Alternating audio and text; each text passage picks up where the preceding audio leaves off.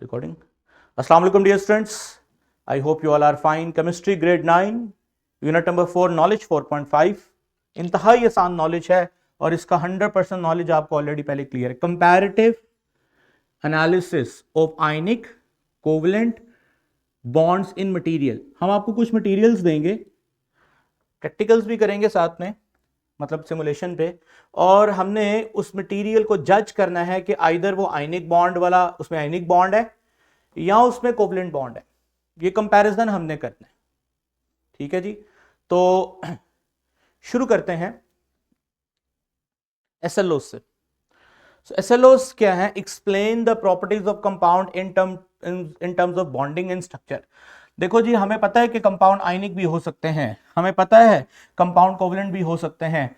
तो हमने उन कंपाउंड्स के स्ट्रक्चर और बॉन्डिंग को समझते हुए हमने प्रॉपर्टीज को पहले से एक्सप्लेन कर दिया होगा. Compare use and the properties of material such as strength and conductivity as determined by the type of chemical bond present between their atom. वो कह रहा है कंपेयर करना है यूजेस को. देखो यूजेस भी हम पढ़ चुके हैं. Properties of material such as strength and conductivity, यानी कौन सा बॉन्ड मजबूत है, कौन सा बॉन्ड कमजोर है. ये मटेरियल की स्ट्रेंथ हम देखेंगे और उसकी कंडक्टिविटी देखेंगे और फिर डिटरमिन करेंगे स्ट्रेंथ और कंडक्टिविटी को देखते हुए कि जो भी मटेरियल आपको दिया गया है वो आयनिक बॉन्ड है उसके अंदर या कोवलेंट बॉन्ड है. ठीक है. तो सबसे पहले तो हमारे पास एक टेबल है, ये आप खुद पढ़ोगे कि metallic, molecular, covalent, ionic, coordinate covalent bond, ये सारा कुछ हमने, इनके मेल्टिंग बॉइलिंग पॉइंट कैसे होते हैं, ठीक है, ये polar molecules, non polar molecule, इनके स्ट्रक्चर कैसे होते हैं, ये सब कुछ हमने पढ़ लिया हुआ है.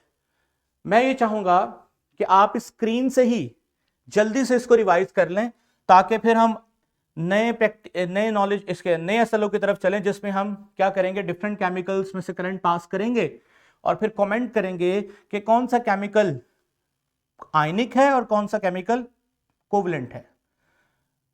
अच्छा जी, इसको फुल स्क्रीन कर दें. इधर काइंडली स्क्रीन को देखें, सारे बच्चे पढ़ें. सबसे पहले which substance have their structure metallic. जी, किन के अंदर होता है बेटा? मेटल्स के अंदर मेटालिक बॉन्ड होता है. And alloys. And what are alloys?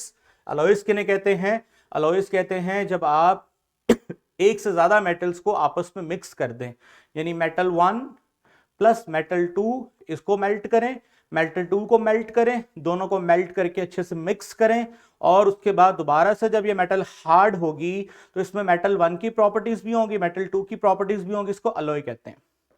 Ji, molecular, many non metal element, most compound made from the combination of non metals. जो भी नॉन मेटल्स करेगा, बॉन्ड बनाएगा, ऑब्वियसली नॉन मेटल्स का मतलब ही क्या है कि नॉन मेटल्स के मिलने का मतलब कोवलेंट बॉन्ड, और कोवलेंट बॉन्ड जो बनेंगे वो मॉलिक्यूल की शक्ल में आएंगे. फिर यहां पे आना giant covalent, diamond, graphite, silicon, silicon dioxide, they all are giant covalent. Ionic, most compound made from the combination of metal and non metal, they are ionic. Coordinate covalent bond, molecules such as ammonium where nitrogen atom donate a electron pair to H+. ठीक है, हमें पता है coordinate covalent bond में एक pair of electron donor और एक acceptor वाली साइड पे एक्सेप्टर होता है. ठीक है. चले मेल्टिंग एंड बॉइलिंग पॉइंट पे, ऑब्वियसली मेटल्स का मेल्टिंग एंड बॉइलिंग पॉइंट ज्यादा ही होता है. मॉलिक्यूल्स की बात करें तो छोटे छोटे मॉलिक्यूल्स होते हैं, इनमें कमजोर फोर्सेज होती हैं तो उनका मेल्टिंग बॉइलिंग पॉइंट लो होता है due to weak forces between molecules. Giant covalent की बात करें तो ऑब्वियसली जाइंट कोवलेंट एक नेटवर्क है बहुत बड़ा, तो उनके अंदर उनको तोड़ना मुश्किल होता है, उनका मेल्टिंग बॉइलिंग पॉइंट भी कंपैरेटिवली हाई होता है. आयनिक की बात करें तो आयनिक का भी मेल्टिंग बॉइलिंग पॉइंट हाई होगा ड्यू टू स्ट्रॉन्ग अट्रैक्शंस. जबकि कोऑर्डिनेट कोवलेंट बॉन्ड की बात करें तो their melting and boiling points are very but generally moderate. Coordinate covalent bond का moderate melting and boiling point होता है, कोई ज्यादा strong melting and boiling point नहीं होता. इसी तरह इलेक्ट्रिकल कंडक्टेंस की बात करें, we all know that metallic bond जहां पर भी होगा वो इलेक्ट्रिकल कंडक्टर होगा. मॉलिक्यूल्स जो होते हैं वो नॉन कंडक्टर होते हैं, लेकिन आपने पढ़ा हुआ है अगर पोलर मॉलिक्यूल्स आ जाएं और वो पानी में हल हो जाएं तो कंडक्टिविटी हो सकती है. Covalent compounds, giant covalent compounds की बात करें तो जाइंट कोवलेंट कंपाउंड्स में ग्रेफाइट एक ऐसा केस था जो कंडक्टर है, बाकी हमने कोई कंडक्टर नहीं देखा। जाइंट कोवलेंट के अंदर ग्रेफाइट एक ऐसा केस था जहां कंडक्टिविटी थी, बाकी नहीं, बाकी किसी में नहीं होती। आयनिक, आयनिक तो आपको पता है लिक्विड या मोल्टन फॉर्म में अपने आयंस में फ्री हो जाता है और कंडक्टेंस शो करता है। Coordinate covalent bond, solid coordinate compounds are typically non conductor. जाहिर सी बात है जब कोऑर्डिनेट कोवलेंट कंपाउंड सॉलिड होंगे नॉन कंडक्टर होंगे, बट इनको भी जब आप पानी में डालो और वो अपने आयंस में ब्रेक हो जाएं तो ये भी कंडक्टिविटी शो कर सकते हैं। ठीक है, नीचे इनके स्ट्रक्चर की डिस्क्रिप्शन लिखी हुई है कि किसका कैसा स्ट्रक्चर होता है, वो ऑलरेडी आपको आती है कि मेटालिक बॉन्ड के अंदर एक जायंट लैटिक स्ट्रक्चर होता है। What is lattice structure? आपने मेटालिक बॉन्ड देखा था जहां पर केटाइंस ने अपने आप को पोजीशन किया हुआ था और उनके अंदर डीलोकलाइज्ड इलेक्ट्रॉन थे। वो जो पोजीशनड थी, इन्हें हम लैटिक्स पॉइंट्स भी कहते हैं। लैटिक्स पॉइंट्स उन जगहों का कहते हैं सॉलिड स्ट्रक्चर के अंदर, वो जगह जहां पर एटम, आयन, मॉलिक्यूल्स अपने आप को पोजीशनड करते हैं, दे आर लैटिक्स पॉइंट्स। ठीक है, बाकी मॉलिक्यूल जो हैं they are made up of many separate molecule. Molecule separate होते हैं, डिस्क्रीट होते हैं, अलग अलग होते हैं। कोवलेंट बॉन्ड जाइंट है तो जाइंट के अंदर आपको पता है कि पूरी एक नेटवर्क बनती है। आयनिक कंपाउंड जो है वो आपको पता है एक जाइंट लैटिक्स होती है पॉजिटिव एंड नेगेटिव आयंस की। ठीक है, और coordinate covalent bond form and मैंने आगे इसको बताया हुआ है कि कैसे बनता है। ठीक है, इस पे कोई खास चीज आपके लिए प्रॉब्लम नहीं, आपने ऑलरेडी इसको पढ़ा हुआ है। इंपॉर्टेंट चीज अब हम पढ़ने वाले हैं। डियर स्टूडेंट्स, ये एक सेल है। इस सेल के अंदर मैं क्या करूंगा, मैं किसी मटेरियल को डालूंगा और उस मटेरियल में से करंट पास करूंगा। जैसे करंट पास करूंगा तो यहां पर मैंने एक बल्ब लगाया होगा, बल्ब रोशन होगा, तो इसका मतलब जो मटेरियल मैंने यहां डाला है वो कंडक्टर है। और अगर बल्ब रोशन ना हुआ तो जो मटेरियल मैंने यहां डाला है वो नॉन कंडक्टर है। और उसकी बेस पे हमने बताना है, जैसे कि ग्लूकोज डालूंगा तो लाइट बल्ब की नहीं चलेगी। पोटेशियम क्लोराइड एक्वस पानी में डालूंगा तो बल्ब चलेगा। कैल्शियम क्लोराइड को पानी में डालूंगा तो बल्ब चलेगा। सोडियम आयोडाइड को पानी में डालूंगा तो बल्ब चलेगा। एथेनॉल को पानी में डालूंगा, बल्ब नहीं चलेगा। कॉपर सल्फेट को पानी में डालूंगा, बल्ब चलेगा। प्योर वाटर में करंट पास करूंगा, बल्ब नहीं चलेगा। हाइड्रोक्लोरिक एसिड HCl को पानी में डालूंगा, हाइड्रोक्लोरिक एसिड को पानी में डालूंगा तो यहां नो नहीं आता बेटे, यहां यस आता है, बल्ब चलेगा। और नाइट्रिक एसिड के केस में भी बल्ब चलेगा। अब तो बल्ब चलेगा, इसका मतलब does the substance in solution conduct electricity? No के केस में आएगा नहीं। ठीक है, यस के केस में आएगा कि यस, अगर बल्ब चल रहा है तो सॉल्यूशन जो है वो इलेक्ट्रिसिटी को कंडक्ट कर रहा है। अब यहां से मैं सवाल करूंगा आपको, आप में से कौन बच्चा मुझे बताएगा कि ग्लूकोज को जैसे ही मैंने इस मशीन में डाला होगा, जो पीछे मैंने आपको दिखाई है, बल्ब क्यों नहीं चला? बल्कि एक सिमुलेशन प्ले करते हैं, फिर मैं आपसे पूछता हूं। ये सिमुलेशन जरा लोड करें जी।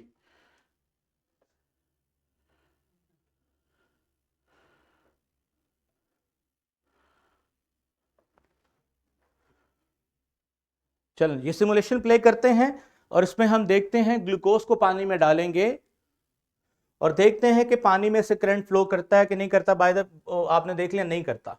अभी इस सिमुलेशन पे भी देख लेते हैं। चलें जी, इसको फुल स्क्रीन कर दें। ओके जी, तो ये मैंने शुगर को क्लिक किया, इसका बैकग्राउंड मैं वाइट कर देता हूं ताकि आपको जरा समझने में आसानी हो। और जैसे ही मैं शुगर इसमें डालूंगा, ये मैंने शुगर इसमें डाल दी और शुगर को डालने पे इसका मैं माइक्रो व्यू भी लेना चाहता हूं कि शुगर को जब मैं डालूंगा तो क्या होता है। बेसिकली ये शुगर के मॉलिक्यूल्स को मैंने डाला, these are the sugar molecules. जैसे ही वो पानी में आएंगे तो पानी में आकर शुगर मॉलिक्यूल्स पानी में डिसॉल्व हो गए हैं, डिसॉल्व हो गए हैं। ठीक है, sugar molecule is just like a glucose molecule. Sugar molecule का फार्मूला होता है C12H22O11। अब मैं आपसे एक छोटी सी चीज आपको बता देता हूं ताकि आपको जज करना आसान हो। यह है C12H22O11, यह है C12H22O11। ये है C12H22O11। जैसे ही आप इनको पानी में डालोगे तो ये मॉलिक्यूल अलग, ये मॉलिक्यूल अलग, ये मॉलिक्यूल अलग, ये तीनों मॉलिक्यूल अलग अलग हो जाएंगे और अलग अलग होकर पानी में हल हो जाएंगे। क्या ये पानी में आके अपने आयंस में चेंज हुए हैं? पहले तो ये आप डिसाइड करो कि क्या ये पानी में आके हल तो हो गया है, क्या हल होने के बाद क्या इसके आयंस पानी में अलग अलग हुए हैं? तो आंसर इज यस। आप में से कोई जवाब दे, शाबाश। क्या इसके पानी में आयंस, जी सेंट्रल स्कूल,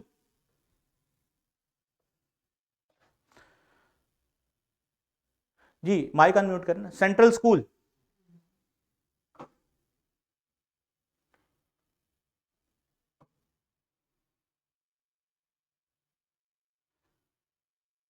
जी सेंट्रल स्कूल जवाब दें। Sir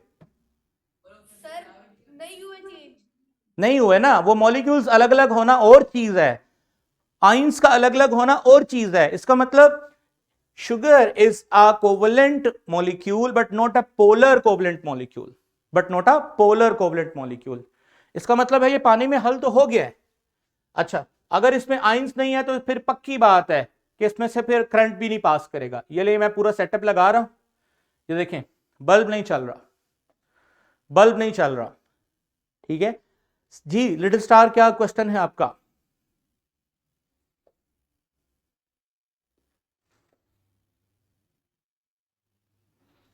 No question, sir. This was for answer. Okay, thank you. तो इसका मतलब है कि शुगर के बारे में एक चीज तो फिर कंफर्म हो गई कि शुगर बल्ब नहीं चलाता, करंट फ्लो नहीं करता। अब बल्ब भी नहीं चल रहा, करंट भी नहीं फ्लो कर रहा, तो does the substance in solution contain ionic and covalent bond? हम कहेंगे कि सॉल्यूशन के अंदर कौन सा बॉन्ड है? कोवलेंट, कोवलेंट बॉन्डिंग है, कोवलेंट बॉन्डिंग।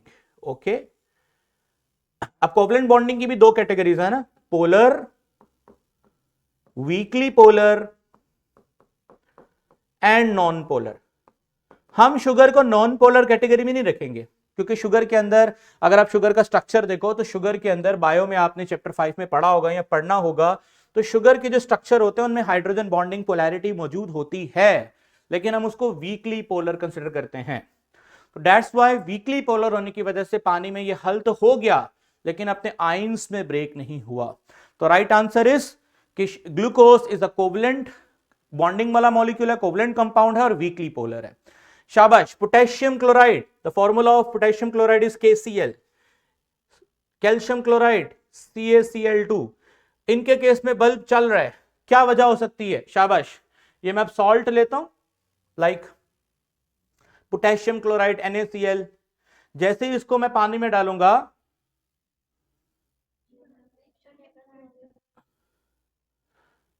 ये देखें, जैसे ही मैं सॉल्ट को पानी में डालूंगा तो सॉल्ट ने ये coloured circles, there are ions, और जैसे ही मैंने सॉल्ट को पानी में डाला आपने देखा आयंस जो है वो सेपरेट हो गए हैं। ठीक है, जब वो आयंस सेपरेट हो गए हैं तो इसका मतलब आयंस पानी में आजाद हैं, और आजाद आयंस का होना इस चीज की निशानी है कि इसमें से करंट फ्लो करेगा। अब मैं यहां पे सॉल्ट डालता हूं दोबारा से और ये मैं सेटअप लगाता हूं। आप देखें, आप देख रहे हैं, इसको फुल स्क्रीन करें, आप देख रहे हैं बल्ब की रोशनी ज्यादा हो रही है, करंट फ्लो कर रहा है। इसका मतलब क्या हुआ कि जो मैंने सॉल्ट डाला है, पोटेशियम क्लोराइड जो कि एक मटेरियल होगा, उसमें से करंट फ्लो किया, बल्ब चल रहा है। Yes. Does the substance in solution contain ionic और कोवलेंट? डेफिनेटली। इसमें कौन सा बॉन्ड है बेटा? Ionic bond. ठीक है, चलें, ये अब बाकी की वर्कशीट, ये बाकी का जो चैलेंज है ये आपने अटेम्प्ट करना है और जल्दी जल्दी इसको अटेम्प्ट करें। इस तरह सोडियम क्लोराइड, यस, तो ये भी कौन सा होगा? आयनिक। सोडियम आयोडाइड भी कौन सा होगा? Ionic. Ethanol, ethanol does the bulb lights? तो एथेनॉल के केस में बल्ब नहीं चला, इसका मतलब कि इसमें से करंट पास नहीं हुआ, इसका मतलब ये कोवलेंट है। अब देखना है कोवलेंट कौन सा है। OH, डिफरेंट एलिमेंट्स हैं, इलेक्ट्रोनेगेटिविटी की डिफरेंस भी होगी यहां पर। Yes, it is weekly polar, weekly polar. Pure water की बात, कॉपर सल्फेट की बात करूं, यस, आयनिक। और वैसे भी मुझे पता चल जाता है एक मेटल हो कॉपर सल्फेट, कॉपर एक मेटल है, सल्फेट एक नॉन मेटल है, तो वैसे भी पता चल जाता है कि ये आयनिक है।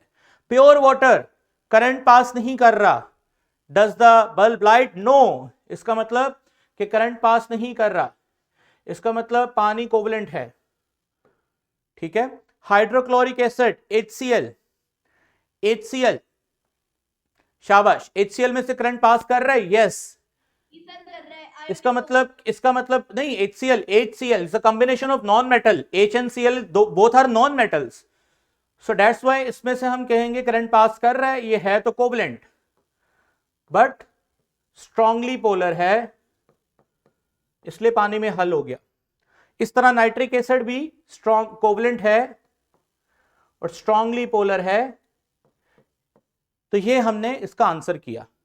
अब इसके बाद कुछ टेस्ट योर सेल्फ लगे हुए हैं, ये कुछ क्वेश्चंस हैं, इन क्वेश्चंस को वन बाय वन आपने पढ़ना है, फुल स्क्रीन करें और इनके आंसर करने हैं। What do you think ionic compound conduct electricity in aqueous solution as indicated the lit bulb in experiment?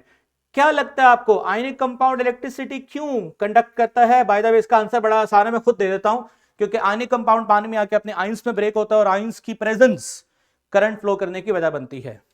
If the bulb does not light up the substance, what do that suggest about the type of particle in solution? अगर bulb नहीं चलता तो आप कहोगे ये ऐसा material आपने पानी में डाल दिया है जो नॉन कंडक्टर है और it must be a polar, it must be a non polar covalent compound और स्लाइटली पोलर कोवलेंट कंपाउंड, जो पानी में तो आया लेकिन पानी में हल नहीं हुआ, आयंस में चेंज नहीं हुआ, तो ये कोवलेंट होगा नॉन पोलर या weekly polar. What might be underlying cause of the non-conductivity of ethanol despite in being a liquid? वो कह रहा है कि एथेनॉल नॉन कंडक्टिविटी, एथेनॉल आपने देखा, ये देखो ना, लास्ट टाइम मैंने आपको बताया एथेनॉल को पानी में डाला, आपने एथेनॉल को पानी में डाला, बल्ब नहीं चला, क्या वजह हो सकती है? वजह वही है कि है तो कोवलेंट बट कौन से वाला? वीकली पोलर है ये, weekly. What would the experiment result differ if you use a solid block of potassium chloride instead of its solution? वो कह रहा है कि आपने पोटेशियम क्लोराइड सोल्यूशन में डाला, पानी में डाला, अगर आप उसका सॉलिड ब्लॉक लेते, सॉलिड फॉर्म में लेते, तो क्या फिर भी बल्ब चलता? शाबाश, नो। सॉलिड के अंदर आयंस अपनी जगह पे क्या होते हैं? शाबाश, फिक्स होते हैं, तो बल्ब नहीं चलता। From the data provide, how can the electrical conductivity test help distinguish between ionic and covalent compound? अभी हमने डेटा से देख लिया, हमने कंडक्टिविटी से फैसला कर लिया which one is ionic, which one is covalent, which one is non-polar, which one is polar. Last है write a conclusion on the experiment using your answer to columns 3 and 4 in result table, वो ऊपर हमने बता दिया हुआ है। Would the result be different if solid potassium chloride? ये हमने ऑलरेडी डिस्कस कर लिया है।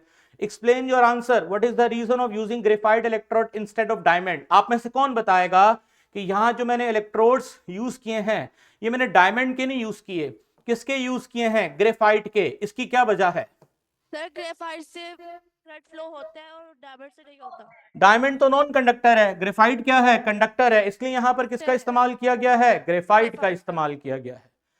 लो जी, चैप्टर 4 कंप्लीट हो गया। अब मैं पीसीडीबी की बुक खोलने लगा हूं। सपोज हमारे लिए वो एक नई किताब है, अभी हम खोलते हैं और देखते हैं कि उसमें क्या है। सबसे पहले टीचर्स जो हैं ये ज़रा इस चीज़ को बच्चों को हेल्प कीजिएगा समझाने में कि अब ये केमिकल बॉन्डिंग चैप्टर नंबर 3 है, ये सारे वो एसएलओज हैं। अब वन बाय वन आप देखिए, आपने इन सबको पढ़ लिया हुआ है। These are the student learning outcomes, ये वो सारे लर्निंग आउटकम्स हैं। Justify the free charge particle electron, ये सारे वही हैं जो हमने पढ़े हैं, एग्जैक्टली एक लफ्ज भी चेंज नहीं है। ओके, अब हम चलते हैं बुक के अंदर। सबसे पहले why do atom form chemical bond? हमें पता है कि उसने noble gases electronic configuration achieve करनी है, इसलिए वो एटम बॉन्ड बनाता है। इस पैराग्राफ में इस चीज का जिक्र किया हुआ है सारा। इसमें डुप्लेट एंड ऑक्टेट रूल का जिक्र किया हुआ है। डुप्लेट एंड ऑक्टेट रूल, फर्क कितना है? ये टेक्स्ट है, तस्वीरें कम है। अच्छा, केमिकल बॉन्ड्स की तरफ आते हैं तो सबसे पहले कौन सा केमिकल बॉन्ड डिस्कस किया है? टाइप्स ऑफ बॉन्ड 3 तरह के हैं, आयनिक, कोवलेंट, कोऑर्डिनेट। सबसे पहले कौन सा आ गया? आयनिक। आयनिक बॉन्ड में सबसे पहले किसकी एग्जांपल डिस्कस की है? सोडियम क्लोराइड की। हमें भी पता है सोडियम क्लोराइड क्या करता है। उसके बाद आगे चलते हैं, सोडियम क्लोराइड के बाद आगे एग्जांपल कौन सी डिस्कस की है? कैल्शियम क्लोराइड की। भाई वो हमें भी पता है कैल्शियम क्लोराइड कैसे बनता है। नेक्स्ट आगे चलते हैं, कैल्शियम क्लोराइड के बाद आगे चलते हैं, फिर उसका ये स्ट्रक्चर दिखा दिया है। ये स्ट्रक्चर बता रहा है कि एक प्लस है तो उसके चारों तरफ माइनस है। ठीक है, मैंने बताया था ना नॉन डायरेक्शनल। तो ये NaCl कैसे स्ट्रक्चरली अरेंज होता है ये दिखा दिया है। कोवलेंट बॉन्ड, कोवलेंट बॉन्ड क्या होता है? Sharing of electron. उसके अंदर हाइड्रोजन हाइड्रोजन का बॉन्ड दिखा दिया, क्लोरीन क्लोरीन का सिंगल बॉन्ड दिखा दिया, ऑक्सीजन ऑक्सीजन का डबल बॉन्ड दिखा दिया, नाइट्रोजन नाइट्रोजन का ट्रिपल बॉन्ड दिखा दिया। ये सब कुछ हमने देखा हुआ है। फिर आगे बात करते हैं फॉर्मेशन ऑफ कोवलेंट कंपाउंड, जिसमें हेट्रो मतलब वाटर का स्ट्रक्चर दिखा दिया, कार्बन डाइऑक्साइड का स्ट्रक्चर दिखा दिया, अमोनिया का स्ट्रक्चर दिखा दिया, मीथेन का स्ट्रक्चर दिखा दिया। ठीक है, ये एग्जैक्टली हमने भी इनको ऐसे ही पढ़ा हुआ। एथेनॉल का स्ट्रक्चर दिखा दिया, इथीन का स्ट्रक्चर दिखा दिया। उसके बाद आ गया कोऑर्डिनेट कोवलेंट बॉन्ड। ये देखो कोऑर्डिनेट कोवलेंट बॉन्ड में क्या है? वाटर, वाटर के सामने क्या है? H+। वाटर में ऑक्सीजन के ऊपर जो लगा हुआ लोन पेयर है वो H+ की तरफ आएगा और इस तरह कोऑर्डिनेट कोवलेंट बॉन्ड बनेगा। ये भी हमने देख लिया, पढ़ लिया। ठीक है, उसके अलावा अमोनिया और BF3 की एग्जांपल हमने देखी। ठीक है, ये सारी वही चीजें हैं जो हमने डिस्कस की हुई हैं। आगे चलते हैं, next metallic bond. Properties of metallic bond, metal lustre होता है, हाई मेल्टिंग बॉइलिंग पॉइंट होता है, गुड कंडक्टिविटी होती है, हैवी होता है, हार्ड होता है। ठीक है ना, ये सब कुछ हमने पढ़ा। ये मेटल के स्ट्रक्चर को भी हमने देख लिया। There are free electrons, cations and ions, इसमें मौजूद केटाइंस होते हैं, फ्री इलेक्ट्रॉन्स मौजूद होते हैं, कैसे करंट पास करेगा ये सारा कुछ हमने देख लिया। स्लिप करोगे तो किस तरह स्लिपिंग करने से क्या होगा। ठीक है, malleability and ductility. Electropositive character of metal, हमने ये वाला टॉपिक हमने स्टार्ट में पढ़ा था कि metals have ability to lose electron. इस कैरेक्टर को बोलते हैं electropositive character of metal. Non metal के इस कैरेक्टर को क्या बोलते हैं? Electron negativity. ओके, अब कंपैरिजन लास्ट में हमने देखा आयनिक और कोवलेंट के दरमियान में। लास्ट में भी जो चार्ट आज देखा है वो कंपैरिजन देखा है। इंटरमॉलिक्यूलर फोर्स ऑफ अट्रैक्शन का कोई जिक्र नहीं है, इसका SLO भी नहीं है, इसलिए ये PCDB की किताब में एक्स्ट्रा टॉपिक है। लेकिन हमारे लिए इसलिए एक्स्ट्रा नहीं है क्योंकि हमें पता है what are intermolecular forces. The force between molecules, एक मॉलिक्यूल का पॉजिटिव नेगेटिव दूसरे मॉलिक्यूल के पॉजिटिव नेगेटिव को अट्रैक्ट करता है। This is called intermolecular force and called dipole dipole force also. Hydrogen bonding क्या है? इसका SLO है ही नहीं है। ठीक है, लेकिन एक एक्स्ट्रा चीज बता दी गई है, nature of bonding and properties. हमने बताया किस तरह का बॉन्ड होगा, क्या नेचर होगी। जैसे नमक पानी में हल होता है, क्यों हल होता है? ठीक है, क्योंकि नमक जैसे ही पानी में आएगा तो पानी के मॉलिक्यूल उसको सराउंड कर लेते हैं। ये सारी बातें हमने पढ़ी हुई हैं, थ्रू सिमुलेशन देखा हुआ है इनको। ठीक है, अब आपका काम क्या है? ये PCDB की बुक का जो चैप्टर है ये भी उन्हीं SLOs पे लिखा हुआ है जिन SLOs पे आपके पास जो बुक है उसमें मौजूद है। अब आप लोग क्या करो, इसमें और इसमें फर्क ये होगा कि ये थोड़ा सा कम लिखा है, इसके अंदर तस्वीरें इसमें कम हैं, डेली लाइफ एप्लीकेशंस कम हैं, चैलेंजेस या टेस्ट योर सेल्फ क्वेश्चंस नहीं हैं। तो अब आपके लिए चैलेंज ये है कि अगले 2 दिन के अंदर आपने इस चैप्टर को, मैंने बुक्स फॉरवर्ड की हुई है, आपने इसको पढ़ना है। पढ़ने के बाद कोई ऐसी बात जो इसमें मौजूद है और हमारी किताब में मौजूद नहीं है वो आपने मेरे साथ डिस्कस करनी है। टीचर्स भी इस चीज का ख्याल करें कि बच्चों को इसकी आदत डालें कि बच्चा कंसेप्ट सीखने के बाद इस काबिल हो कि वो दोनों किताबों को एज अ रेफरेंस बुक देखे और फिर सवाल कहीं से भी आ जाए, चूंकि सवाल तो बुक से आना नहीं है, पैटर्न SLO बेस्ड है अकॉर्डिंग टू मैनेजमेंट इंस्ट्रक्शन। तो सवाल बच्चा कैसा भी हो उसको वो करना आना चाहिए, ये आपका टास्क है। इसी के साथ मैं अपना आज का लेक्चर खत्म करता हूं। आपका कोई भी क्वेश्चन है पूरे चैप्टर में, किसी टॉपिक को आप समझते हैं कि दोबारा से क्विकली एक दफा बता दें तो मैं उसको यहां पर एड्रेस करूंगा। तो सबसे पहले JTN स्कूल, आपका क्या क्वेश्चन है? सर हमने 2 क्वेश्चंस पूछने हैं। जी, सर वो कौन सी बॉन्डिंग होगी जब 2 एटम्स अपने पेयर्स ऑफ इलेक्ट्रॉन्स शेयर करेंगे? दोबारा पूछें। Sir what type of bond is form when 2 atoms share one और more pairs of electrons? Coordinate covalent bond. Sir lone pair नहीं, सिर्फ पेयर्स। पेयर देखो ना, आप सिंपल सी बात है। देखें सवाल जो है ना, मैं उसको जिस तरह समझाऊं मैं उसका जवाब देता हूं। आपने बोला कि दो एटम्स हैं या दो मॉलिक्यूल्स हैं? एटम्स। दो एटम्स हैं, एक एटम ए है एक एटम बी है, और वो पेयर शेयर करेंगे आपस में। यस। पेयर तो नहीं शेयर करते, वो म्यूचुअल इलेक्ट्रॉन्स अपना एक एक शेयर करते हैं। ऐसा तो कोई बॉन्ड मेरी नजर से नहीं गुजरा। सर यहाँ पे लास्ट एमसीक्यूज है, एमसीक्यूज नंबर 10 इसी हाँ चैप्टर का। ठीक है। उसके उस ऑप्शंस हैं आयनिक, कोवलेंट, मेटालिक, हाइड्रोजन।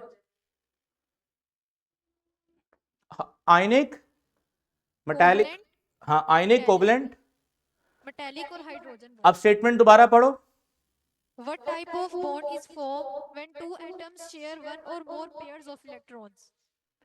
अच्छा, बेसिकली वो इस एंगल में बात कर रहा है कि जब एक या एक से ज्यादा एटम अपना, वो इसको एज अ होल पेयर तस्वुर कर रहा है कि ये पेयर को, इस इलेक्ट्रॉन पेयर को दोनों ने आपस में शेयर किया हुआ है ना, तो in a sense this is covalent bond. ठीक है, एक एटम अपना पूरा किसी दूसरे एटम को डोनेट करेगा तो वो कोऑर्डिनेट होता है, लेकिन वो जो स्टेटमेंट की सेंस है वो ये कहने की कोशिश कर रहा है कि जो दो एटम्स हैं वो अपना जो पेयर है इलेक्ट्रॉन्स का, जो बॉन्डिंग के नतीजे में बना है, जब वो शेयरिंग करेंगे तो वो कौन सा बॉन्ड होगा? कोवलेंट। तो उसका राइट आंसर कोवलेंट है। और कोई सवाल? एक्सक्यूज मी सर, जी। ट्रिपल बॉन्ड में कितने इलेक्ट्रॉन्स इन्वॉल्व होंगे, 3 या 6? 6। नंबर ऑफ इलेक्ट्रॉन 6 इन्वॉल्व होंगे, पेयर ऑफ इलेक्ट्रॉन 3 होंगे। पेयर की बात करेगा तो 3, नंबर ऑफ इलेक्ट्रॉन की बात करेगा तो 6। ठीक है। और ओके सर। और किसी का सवाल? चलें, अब ऐसा करता हूं, इन 4 चैप्टर्स का मैं आपको डेट बता देता हूं। बाकी टीचर्स भी मुझे ग्रुप में सजेशन दें कि इन 4 चैप्टर्स का ग्रैंड टेस्ट लाइव इस तरह होगा, लाइव क्विज होगा। मैं किसी भी स्कूल को खड़ा करके सवाल पूछ सकता हूं, सवाल का जवाब दे। बुक्स ओपन होंगे, ओपन बुक टेस्ट, क्योंकि टेस्ट बुक से बनना ही नहीं है। ओपन बुक टेस्ट होगा, कंसेप्चुअल टेस्ट होगा। इसमें मुझे जो काइंडली मैनेजमेंट है फीडबैक दे कि इसको कब ऑर्गेनाइज किया जाए, क्योंकि हमारा पहला स्टैंडर्ड है इन 4 चैप्टर्स को अच्छी तरह कंसेप्चुअली क्लियर कर लिया, देन हम आगे स्टिशियोमेट्री और अगले चैप्टर देखें। आगे सफर आसान है, डिपेंड कि अगर हमारे पहले चैप्टर अच्छी तरह से कवर हो गए, अगर पहले चैप्टर अच्छी तरह कवर हो गए तो आगे सफर आसान है। तो मैं आपसे जरूर फीडबैक चाहूंगा कि मुझे कोई ऐसी डेट बताई जाए, 1 हफ्ता ले लें, 1.5 हफ्ता ले लें, हम अपना अगला चैप्टर स्टार्ट कर देते हैं, लेकिन इन 4 चैप्टर्स का एक क्विज, एक फॉर्मेटिव असेसमेंट जो हमें खुद क्लास में ऑर्गेनाइज करनी है, जिसमें आपको प्रेशर ये ना हो कि आपने याद करना है, सिर्फ प्रेशर ये हो कि कोई कंसेप्ट मिस ना हो गया हो। ठीक है, वीडियोस देख लें दोबारा, हर चीज दोबारा देख सकते हैं, और उस पर कोई प्राइज भी हम रखते हैं कि इस मंथ का जो प्राइज विनर है ये स्कूल है, उसको फिर हम हाईलाइट भी करें, उन बच्चों को भी हाईलाइट करें, ताकि इस तरह कंपटीशन के अंदर जब हम पढ़ेंगे ना तो तब हम इंप्रूव होंगे। ओके, तो इस बारे में मैं इंशाल्लाह ग्रुप में टीचर्स के साथ जो है वो 1-to-1 डिस्कशन करूंगा कि कैसे हम फॉर्मेटिव असेसमेंट को अब प्लान करें, क्योंकि 4 चैप्टर तो बाकी सब्जेक्ट्स के भी हो गए होंगे। ऐसा भी हो सकता है कि हम कंबाइन सारे सब्जेक्ट्स को मिलाकर एक फॉर्मेटिव असेसमेंट का जो है वो आगाज करें, ऐसा भी हो सकता है। तो बाकी इंशाल्लाह ताला जी फेब में क्लासेस होंगी? जी फेब में क्लासेस होंगी? जी डेफिनेटली कोर्स हमारा चल रहा है, कोर्स को सर जी असल में फेब में हमारे अपने पेपर्स होने हैं, तो टीचर ये कह रही थी कि आप लोग पेपर्स लेंगे हमारे, या हमने खुद लेने हैं? देखें, मैं तो ये चाहूंगा, बच्चे भी इस चीज को समझते हैं, मेरी एक सजेशन है कि देखें, एक जो इंस्टीट्यूट होता है वो तैयारी करवाता है, हम टीचर्स मिलकर आपस में बच्चों को तैयारी करवा रहे हैं, हमें असेसमेंट लेनी नहीं चाहिए। असेसमेंट के लिए एक थर्ड पार्टी होनी चाहिए, मतलब ना पेपर मैं बनाऊं ना पेपर आप बनाएं, पेपर होने ही थर्ड पार्टी के थ्रू चाहिए, एक ऐसी पार्टी जो हमारे साथ ताल्लुक ही नहीं रखती, क्योंकि आपके बोर्ड के पेपर भी किसने लेने हैं? हमने तो नहीं लेने, वो तो एक थर्ड पार्टी ने लेने हैं। तो आप शुरू से ही थर्ड पार्टी का टेस्ट दो, शुरू से ही एक न्यूट्रल टेस्ट दो, तो आपकी शुरू से ही तैयारी होगी। तो मेरी ये सजेशन है। बाकी मैं डॉक्टर नईम से आज ही ये बात करता हूं कि अब हमने 4-4, 5-5 चैप्टर पढ़ने के बाद एक असेसमेंट भी लेनी है, टफ असेसमेंट, ताकि बच्चों को जब तक उनकी असेसमेंट नहीं होगी बच्चे तैयारी उस तरह नहीं करेंगे। ठीक हो गया। बाकी इसमें मैं आज ही मैनेजमेंट से बात करता हूं, आपको इंशाल्लाह 1-2 दिन के अंदर इन्फॉर्म कर देंगे। Okay sir. Thank you, Allah Hafiz.